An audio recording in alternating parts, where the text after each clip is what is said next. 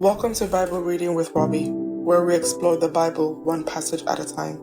I'm Robbie, and I'm excited to journey through scripture with you. Judges chapter 7. So Jerubbaal, that is Gideon, and his army got up early and went as far as the spring of Herod. The armies of Midian were camped north of them in the valley near the hill of Moreh. The Lord said to Gideon, "You have too many warriors with you. If I let all of you fight the Midianites, the Israelites will boast to me that they have saved themselves by their own strength. Therefore, tell the people, whoever is timid or afraid may leave this mountain and go home." So 22,000 of them went home, leaving only 10,000 who were willing to fight. But the Lord told Gideon, "There are still too many. Bring them down to the spring, and I will test them to determine who will go with you and who will not." When Gideon took his warriors down to the water, the Lord told him, "Divide the men into two groups. In one group, put all those who cup water in their hands and lap it up with their tongues like dogs. In the other group, put all those who kneel down and drink with their mouths in the stream." Only 300 of the men drank from their hands. All the others got down on their knees and drank with their mouths in the stream. The Lord told Gideon, "With these 300 men, I will rescue you and give you victory over the Midianites. Send all the others home." So Gideon collected the provisions and ram's horns of the other warriors and sent them home, but he kept the 300 men with him. The Midianite camp was in the valley just below Gideon. That night the Lord said, "Get up, go down into the Midianite camp, for I have given you victory over them. But if you are afraid to attack, go down to the camp with your servant Purah. Listen to what the Midianites are saying, and you will be greatly encouraged. Then you will be eager to attack." So Gideon took Purah and went down to the edge of the enemy camp. The armies of Midian, Amalek, and the people of the east had settled in the valley like a swarm of locusts. Their camels were like grains of sand on the seashore, too many to count. Gideon crept up just as the man who was telling his companion about the dream. That man said, "I had this dream, and in my dream a loaf of barley bread came tumbling down into the Midianite camp. It hit a tent, turned it over, and knocked it flat." His companion answered, "Your dream can only mean one thing. God has given Gideon, son of Joash the Israelite, victory over Midian and all its allies." When Gideon heard the dream and its interpretation, he bowed in worship before the Lord. Then he returned to the Israelite camp and shouted, "Get up, for the Lord has given you victory over the Midianite hordes." He divided the 300 men into three groups and gave each man a ram's horn and a clay jar with a torch in it. Then he said to them, "Keep your eyes on me. When I come to the edge of the camp, do just as I do. As soon as I and those with me blow the ram's horn, blow your horns too, all around the entire camp, and shout for the Lord and for Gideon." It was just after midnight, after the changing of the guard, when Gideon and the 100 men with him reached the edge of the Midianite camp. Suddenly, they blew the ram's horns and broke their clay jars. Then all three groups blew their horns and broke their jars. They held the blazing torches in their left hands and the horns in their right hands, and they all shouted, "A sword for the Lord and for Gideon." Each man stood at his position around the camp and watched as all the Midianites rushed around in a panic, shouting as they ran to escape. When the 300 Israelites blew their ram's horns, the Lord caused the warriors in the camp to fight against each other with their swords. Those who were not killed fled to places as far away as Beth-shittah, near Zererah, and to the border of Abel-Meholah, near Tabbath. Then Gideon sent for the warriors of Naphtali, Asher, and Manasseh, who joined in chasing the army of Midian. Gideon also sent messengers throughout the hill country of Ephraim, saying, "Come down to attack the Midianites. Cut them off at the shallow crossings of the Jordan River at Beth-barah." So all the men of Ephraim did as they were told. They captured Oreb and Zeb, the two Midianite commanders, killing Oreb at the rock of Oreb and Zeb at the winepress of Zeb. And they continued to chase the Midianites. Afterward, the Israelites brought the heads of Oreb and Zeb to Gideon, who was by the Jordan River. Judges chapter 8. Then the people of Ephraim asked Gideon, "Why have you treated us this way? Why didn't you send for us when you first went out to fight the Midianites?" And they argued hiddenly with Gideon. But Gideon replied, "What have I accomplished compared to you? Aren't even the leftover grapes of Ephraim's harvest better than the entire crop of my little clan of Abiezer? God gave you victory over Oreb and Zeb, the commanders of the Midianite army. What have I accomplished compared to that?" When the men of Ephraim heard Gideon's answers, their anger subsided. Gideon then crossed the Jordan River with his 300 men, and though exhausted, they continued to chase the enemies. When they reached Sukkoth, Gideon asked the leaders of the town, "Please give my warriors some food. They are very tired. I am chasing Zebah and Zalmunna, the kings of Midian." But the officials of Sukkoth replied, "Catch Zebah and Zalmunna first, and then we will feed your army." So Gideon said, "After the Lord gives me victory over Zebah and Zalmunna, I will return and tear your flesh with the thorns and briars from the wilderness." From there, Gideon went up to Peniel and again asked for food, but he got the same answer. So he said to the people of Peniel, "After I return in victory, I will tear down this tower."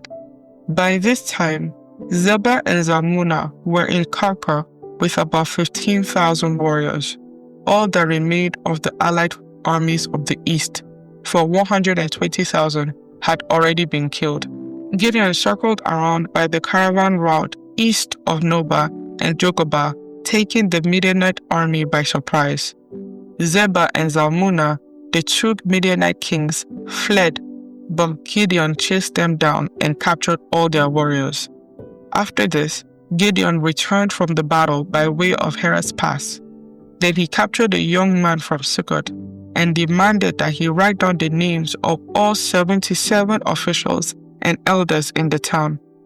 Gideon then returned to Sukkot and said to the leaders, "Here are Zebah and Zalmunna. When you were here before, you taunted me, saying, 'Catch Zebah and Zalmunna first, and then we will feed your exhausted army.'" Then Gideon took the elders of the town and taught them a lesson, punishing them with thorns and briars from the wilderness. He also tore down the tower of Peniel and killed all the men in the town.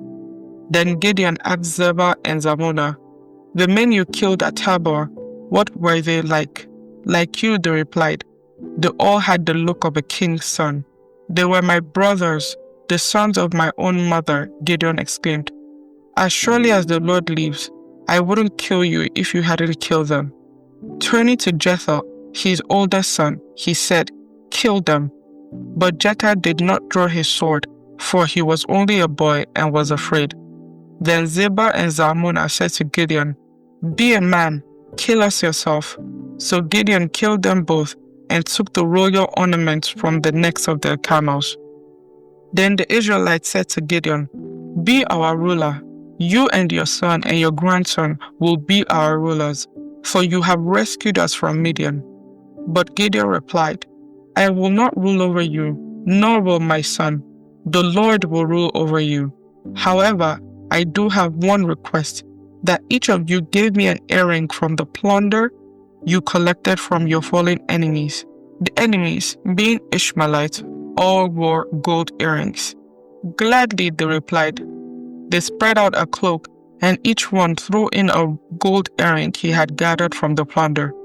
The weight of the gold earrings was 43 pounds, not including the royal ornaments and pendants, the purple clothing worn by the kings of Midian, or the chains around the necks of their camels. Gideon made a secret effort from the gold and put it in Ophrah, his hometown. But soon, all the Israelites prostituted themselves by worshipping it, and it became a trap for Gideon and his family. That is the story of how the people of Israel defeated Midian, which never recovered. Throughout the rest of Gideon's lifetime, about 40 years, there was peace in the land. Then Gideon, son of Joash, returned home. He had 70 sons born to him, for he had many wives. He also had a concubine in Shechem, who gave birth to a son, whom he named Abimelech. Gideon died when he was very old, and he was buried in the grave of his father Joash at Ophrah in the land of the clan of Abiezer. As soon as Gideon died, the Israelites prostituted themselves by worshipping the images of Baal, making Baal-berith their god. They forgot the Lord their God, who had rescued them from all their enemies surrounding them. Nor did they show any loyalty to the family of Jerubbaal, that is Gideon, despite all the good he had done for Israel. Judges chapter 9. One day, Gideon's son, Abimelech, went to Shechem to visit his uncles, his mother's brothers. He said to them and to the rest of his mother's family, "Ask the leading citizens of Shechem whether they want to be ruled by all 70 of Gideon's sons or by one man. And remember that I am your own flesh and blood." So Abimelech's uncles gave his message to all the citizens of Shechem on his behalf. And after listening to this proposal, the people of Shechem decided in favor of Abimelech because he was their relative. They gave him 70 silver coins from the temple of Baal-berith, which he used to hire some reckless troublemakers who agreed to follow him. He went to his father's home at Ophrah, and there, on one stone, they killed all 70 of his half-brothers, the sons of Gideon. But the youngest brother, Jotham, escaped and hid. Then all the leading citizens of Shechem and Beth-Millo called a meeting under the oak beside the pillar at Shechem and made Abimelech their king. When Jotham heard about this, he climbed to the top of Mount Gerizim and shouted, "Listen to me, citizens of Shechem. Listen to me if you want God to listen to you." Once upon a time, the trees decided to choose a king. First, they said to the olive tree, "Be our king." But the olive tree refused, saying, "Should I quit producing the olive oil that blesses both God and people just to wave back and forth over the trees?" Then they said to the fig tree, "You be our king." But the fig tree also refused, saying, "Should I quit producing my sweet fruit just to wave back and forth over the trees?" Then they said to the grapevine, "You be our king." But the grapevine also refused, saying, "Should I quit producing the wine that cheers both God and people just to wave back and forth over the trees?" Then all the trees finally turned to the thorn bush and said, "Come, you be our king." And the thorn bush replied to the trees, "If you truly want to make me your king, come and take shelter in my shade. If not, let fire come out from me and devour the cedars of Lebanon."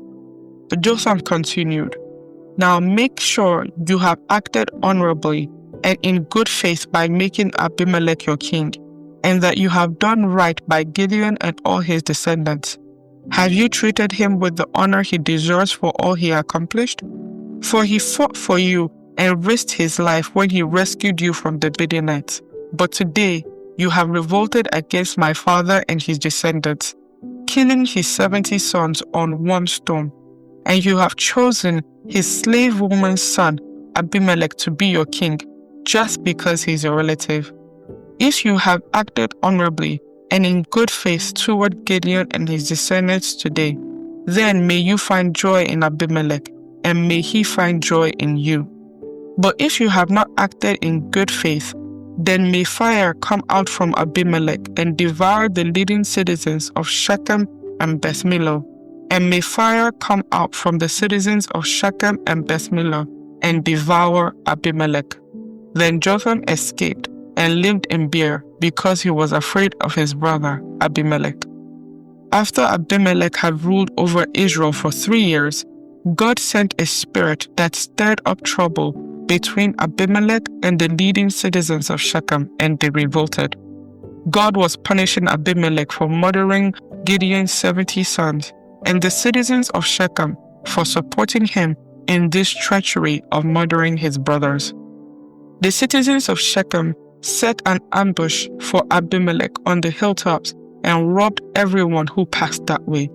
But someone warned Abimelech about their plot. One day, Gal, son of Ebed, moved to Shechem with his brothers and gained the confidence of the leading citizens of Shechem. During the annual harvest festival at Shechem, held in the temple of the local god, the wine flowed freely, and everyone began cursing Abimelech. "Who is Abimelech?" Gal shouted. "He is not a true son of Shechem, so why should we be his servants? He's merely the son of Gideon, and this Zebul is merely his deputy. Serve the true sons of Hamor, the founder of Shechem. Why should we serve Abimelech? If I were in charge here, I would get rid of Abimelech. I would say to him, 'Get some soldiers and come out and fight.'" But when Zebul, the leader of the city, heard what Gal was saying, he was furious. He sent messengers to Abimelech in Arumah, telling him, "Gal, son of Ebed, and his brothers have come to live in Shechem, and now they are inciting the city to rebel against you. Come by night with an army and hide out in the fields. In the morning, as soon as it is daylight, attack the city. When Gal and those who are with him come out against you, you can do with them as you wish." So Abimelech and all his men went by night and split into 4 groups, stationing themselves around Shechem. Gal was standing at the city gate when Abimelech and his army came out of hiding. When Gal saw them, he said to Zebul, "Look, there are people coming down from the hilltops." Zebul replied, "It's just the shadows on the hills that look like men." But again, Gal said, "No, people are coming down from the hills, and another group is coming down the road past the diviner's oak." Then Zebul turned on him and asked, "Now where is that big mouth of yours? Wasn't it you that said, 'Who is Abimelech, and why should we be his servants?' The men you mocked are right outside the city. Go out and fight them." So Gal led the leading citizens of Shechem into battle against Abimelech, but Abimelech chased him, and many of Shechem's men were wounded and fell along the road as they retreated to the city gate. Abimelech returned to Arumah, and Zebul drove Gal and his brothers out of Shechem. The next day, the people of Shechem went out into the fields to battle. When Abimelech heard about it, he divided his men into 3 groups and set an ambush in the fields. When Abimelech saw the people coming out of the city, he and his men jumped up from their hiding places and attacked them. Abimelech and his group stormed the city gates to keep the men of Shechem from getting back in, while Abimelech's other 2 groups cut them down in the fields. The battle went on all day before Abimelech finally captured the city. He killed the people, leveled the city, and scattered salt all over the ground. When the leading citizens who lived in the tower of Shechem heard what had happened, they ran and hid in the temple of Baal-berith. Someone reported to Abimelech that the citizens had gathered in the temple, so he led his forces to Mount Zalmon.